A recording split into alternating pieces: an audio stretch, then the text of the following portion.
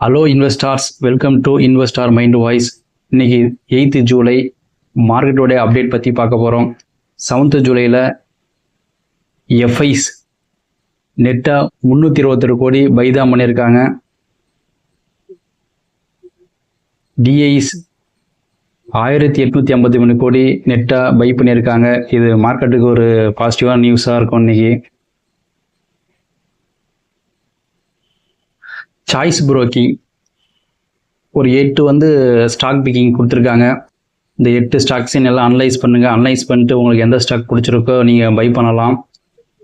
என்னுடைய பர்சனல் சாய்ஸாக நான் எதெல்லாம் உங்களுக்கு நான் சஜஷன் கொடுப்பேன்னா, serial number 3 Tata steel, 4 Exide industries, 5 LIC, 6 Varun beverage, 8 Motherson.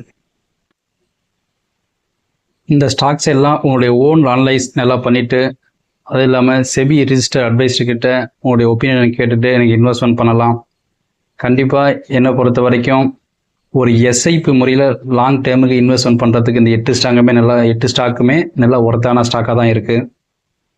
இது மார்க்கெட் இப்படி இருக்கலான்றது ஒரு ப்ரிடிக்ஷன் மட்டும்தான்.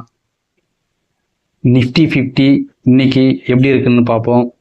அவருடைய சப்போர்ட் ரெசிஸ்டன்ஸு அதை பற்றி அனலைஸ் பண்ணுவோம். நிஃப்டி 50 இன்றைக்கி மார்க்கெட் ஒரு நல்ல நியூஸு இருந்ததுன்னா கண்டிப்பாக மேல் நோக்கி தான் கண்டிப்பாக நிறைய வாய்ப்பு இருக்குது. அப்படி மேல் நோக்கி போனால் 25,500, நெக்ஸ்ட் லெவல் 25,800 வரைக்கும் போகலாம்.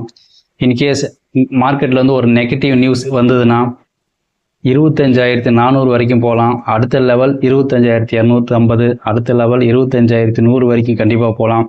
மார்க்கெட்டில் ஒரு அன்சர்டைன் கண்டிஷனில் மார்க்கெட் இருக்கிறதுனால ஸோ நீங்கள் எந்தெந்த ஸ்டாக்லாம் பிக் பண்ணுறீங்களோ கொஞ்சம் நல்லா அனலைஸ் பண்ணிவிட்டு ஒரு லாங் டேர்ம் அப்படி இருக்கும் பட்சத்தில் கண்டிப்பாக நீங்கள் தொடர்ந்து இன்வெஸ்ட்மெண்ட் பண்ணலாம். Thank you investors.